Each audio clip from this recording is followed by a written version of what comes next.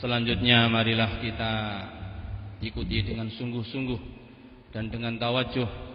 Kita buka pendengaran kita buka penglihatan kita buka fikir kita, dan kita tutup mulut kita untuk mengikuti dengan sungguh-sungguh mau'izah hasanah. Dilanjutkan doa oleh pengasuh pesantren Al-Fatah Ki Haji Usairam Taifur Abdullah hafizahullah.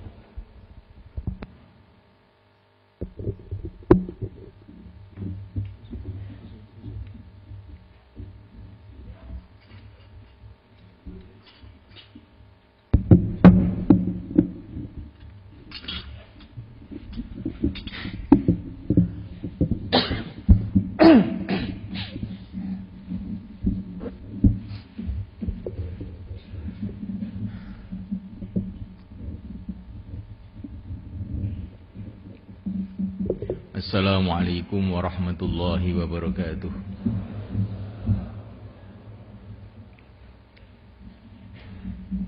Innal hamdalillah nasta'inuhu wa nastaghfiruhu wa nu'minu bihi wa natawakkalu alayhi wa na'udzu bihi min shururi anfusina wa min sayyiati a'malina. من يهديه الله فلا مضل له ومن يضلل فلا هادي له. أشهد أن لا إله إلا الله وحده لا شريك له وأشهد أن سيدنا ومولانا محمدا عبده ورسوله. اللهم صل وسلم وبارك عليه وعلى آله وأصحابه والتابعين لهم إلى يوم القيامة. أما بعد.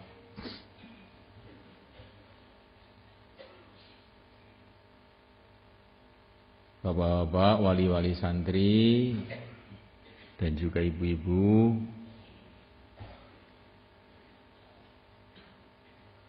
walal akhos para ulama yang hadir pada majelis ini, para habaib-habaib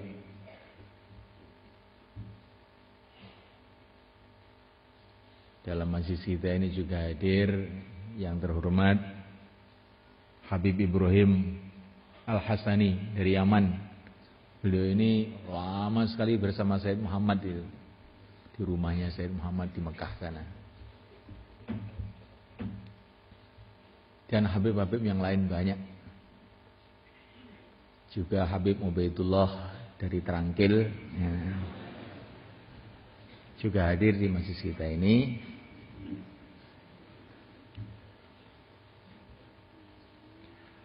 Masya Allah.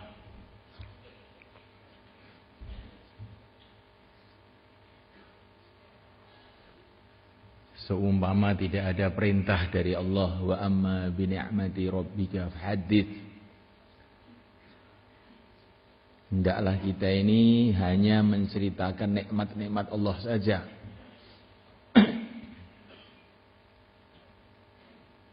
Saya itu macam enggak berani itu cerita mengenai keadaan-keadaan yang sangat menggembirakan hati pada hari ini.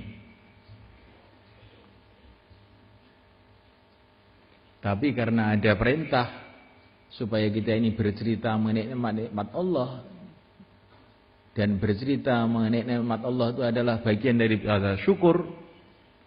Sebagaimana dalam satu hadis dikatakan at-tahaddus bin ni'mati syukrun. Bercerita mengenai nikmat-nikmat Allah itu syukur. Seumpama tidak ada itu, saya khawatir tuh cerita-cerita begini bisa jadi nggak baik, bisa jadi sombong dan sebagainya. Tapi karena perintah Allah dan kita hanya ingin mendapatkan ridha Allah, dan supaya kita ini dihitung orang-orang yang syukur, akan saya ceritakan juga. Al-Imam Abdul Wahab Asy-Sya'rani, beliau mengarang kitab Lataiful Minan wal Akhlaq fit tahaddus bi ni'matillah 'alal itlaq. Beliau cerita mengenai nikmat-nikmat Allah yang telah Allah berikan kepada beliau mulai lahir beliau sampai menjelang wafat beliau. Maka saya sebagai tanda syukur kehadirat yang agung, yang mulia, yang telah memberikan taufik kita kepada kebaikan-kebaikan ini. Tanda syukur kita kehadirat Allah Subhanahu wa taala. Maka akan saya ceritakan sedikit mengenai apa yang saya rasakan dalam majlis ini. Hadirin yang dimuliakan, saya itu sudah banyak melihat madrasah-madrasah, pesantren-pesantren di mana-mana di pojok-pojok dunia ini. Tapi pesantren kita ini, bukan pesantren saya, pesantren kita ini termasuk pesantren yang langka. Saya lama di Saudi itu, saya juga pernah masuk di kuliah-kuliah hadis, bagian kelas terakhir, doktorohnya itu, yang hafal Bukhari satu pun nggak ada. Jadi umpama saya itu bisa ngasih gelar kamu itu, yang hafal Bukhari saya kasih gelar doktor semua itu. S4, nah, bukan S3, S4. Betul ini.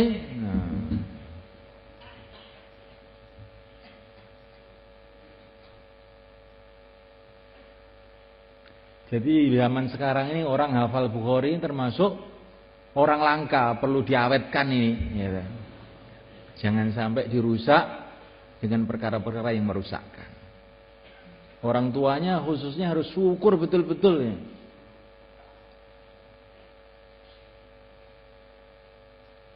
Punya anak hafal Bukhari ini harus syukuran. Kalau nggak syukuran nih, masya Allah. Berarti nggak tahu nilainya ilmu, tidak tahu nilainya agama. Ini perkara besar semuanya kan.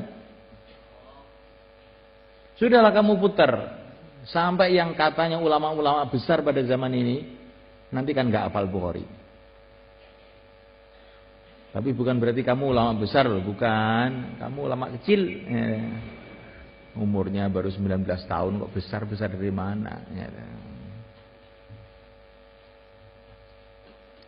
Dari segi hafalan loh, bukan dari segi yang lain-lain. Tapi ini perlu kita syukuri, biar kita ini syukur gitu. Barang siapa dikasih oleh Allah Subhanahu wa taala hafal Quran, kemudian dia merasa ada orang yang lebih beruntung daripada dia, betul-betul dia ini orang yang tidak syukur. Nah ini hafal Quran, hafal Bukhari lagi. Ini syukurannya harus menyembelih unta ini. Unta pun tidak cukup. Kalau boleh nyembelih orang nih sebetulnya. Tapi nyembelih orang nggak boleh sih masalahnya.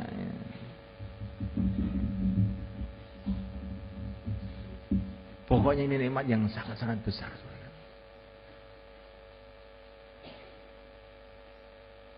Apalagi ada beberapa yang hafal minhaj, ini lebih langka lagi ini. Zaman sekarang orang kok hafal minhaj. Minhaj itu bapak-bapak, ibu-ibu, tebalnya itu kayak Quran itu loh. Tulisannya kecil-kecil lagi. Nggak ada harokatnya, gundul itu. Itu dihafalkan oleh anak-anak kita itu. Itu kalau tidak taufik dari Allah Subhanahu wa taala, masya Allah.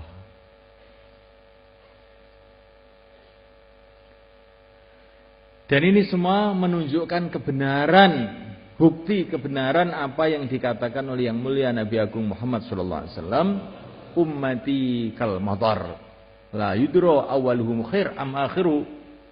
Umatku ini seperti hujan, tidak diketahui yang dulu apa yang akhir yang baik. Maksudnya yang akhir-akhir pun orang-orang istimewa itu ada. Yang istimewa itu bukan orang-orang dulu saja, yang akhir pun yang istimewa juga ada. Dan insya Allah ini menurut pandangan saya, orang-orang tadi itu yang salaman tadi itu termasuk orang-orang istimewa dari segi hafalannya. Tinggal sekarang ini bapak-bapak, ibu-ibu dan kita semua, khususnya santri-santri ini berpikir bagaimana tingkatan hafalannya yang begitu tinggi ini dibarengi dengan tingkatan takwanya yang begitu tinggi juga.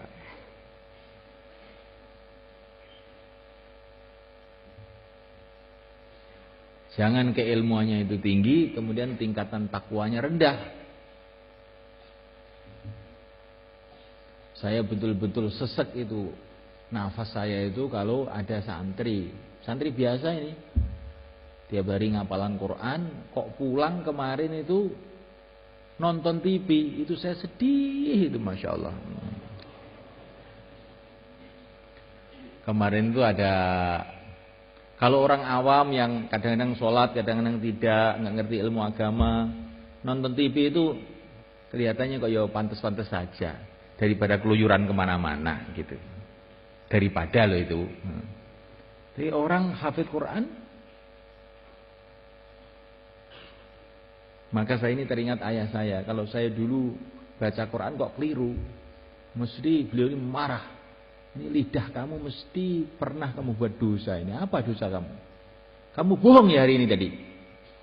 Oh, dimarahi habis-habisan. Jadi tidak bicara tajwid tapi bicara lesan pernah bohong itu dimarahi habis-habisan. Nah, kemarin itu tadi malam tuh beberapa santri, tidak saya sebut namanya, ya, saya suruh membaca beberapa ayat tuh. Padahal dia ini pakarnya hafalan di pondok ini. Kok bisa bahasanya idz qalat imra'atu Imran inni nazartu laka ma fi lih.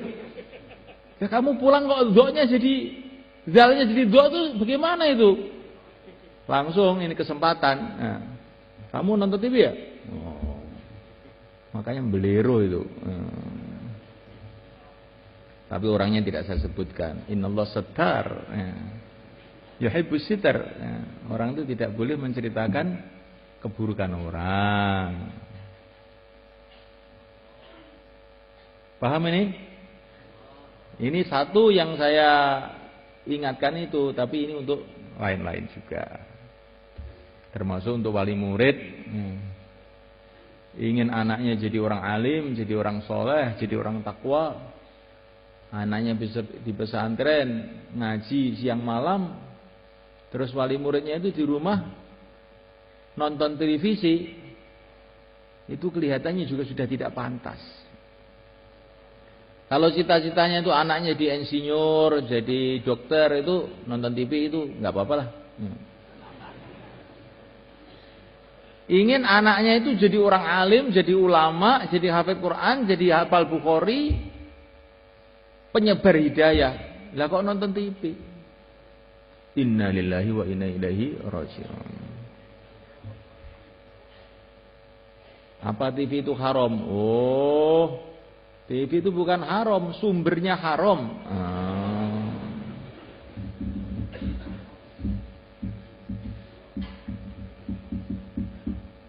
Yang haram-haram itu semua didakwahkan di televisi itu. Maka ini santri-santri yang baru pulang dari rumah, yang merasa tersinggung dengan perkataan saya ini, selamat tobat, insyaallah ya.